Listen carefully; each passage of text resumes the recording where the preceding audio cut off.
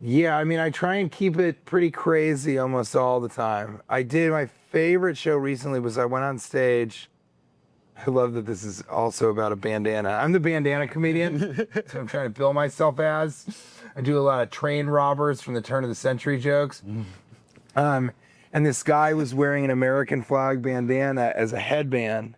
And I just got on stage and I started talking about him. And then I did 45 minutes on him and the bandana.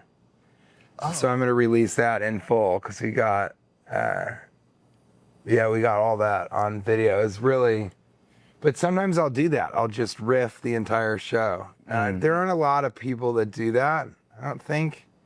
Well, actually, I know that. But it's very rare, and I started as an improviser, and so it's pretty, I wouldn't say easy, but it comes naturally to me to come on stage and just riff. But it's one thing that I've noticed recently is I don't do a lot of crowd work in the sense I say, hey, where are you from? What do you do? Are you guys together? What I really do is I talk about the crowd. Mm-hmm. And one thing I've noticed recently is I have a degree in psychology with a concentration in persuasion theory and social influence. And I'm pretty good at telling a person just by the way that they look and act things about them. So like there's a guy in the front row here and I just caught him sort of yawning to himself like, and I said, it was a long day today, wasn't it? And he was like, what? And I go, I mean, it was a long day. You considered not even coming to the show. That's how long of a day it was. He's like, I did. And I go, yeah, I mean, it was a long week.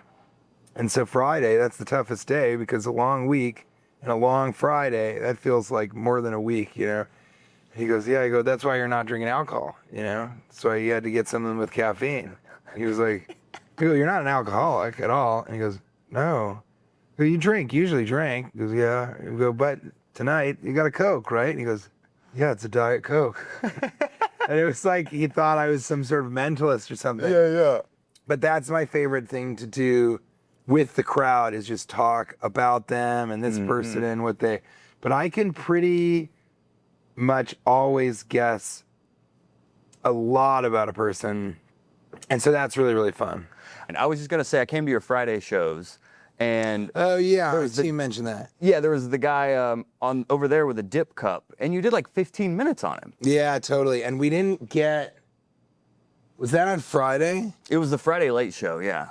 Oh, so then we did get that because I tried to film everything. But yeah, it was great. And you know, the thing about me that sucks is like, I probably won't go back and listen to that. I'll put it online if we have it, which I think we do. But I'm gonna write down that because I forgot I did that. Yeah, it was like 15 minutes. Yeah, so I wouldn't have. It's like when you're mining a moment like that, what are you looking for, or how do you? Because I guess from an improv background, you just look for the game, and then try to heighten the different aspects of him dipping in public, or yeah, I mean, it's mostly me just talking about observations that I have. So I'm sort of creating material on the spot. And for me, I just was like, here's my opinion of people that that are chewing tobacco into a clear plastic bottle. right.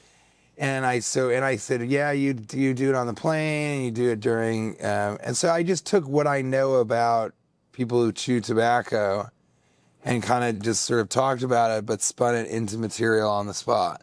But I usually, when I look into the audience, I really do believe this. I don't like force it. It'll come to me. Like the riffs are already out there. It's just, you have to be aware and you have to be open to, and then you just can't really think about, well, I wish I should have said this or something. And then what I'll do is if something doesn't go well, I'll talk about that. Then I'll say, well, I probably should have started with this and brought this back around. And when my brain hemorrhaged, I did a lot of that. And there's sort of a slow bleed in my right frontal lobe. I would talk about what I was talking about and how I was going to talk, and I was going to bring this back and call back to this, and then follow that with a compliment. And then I would go and do all of that.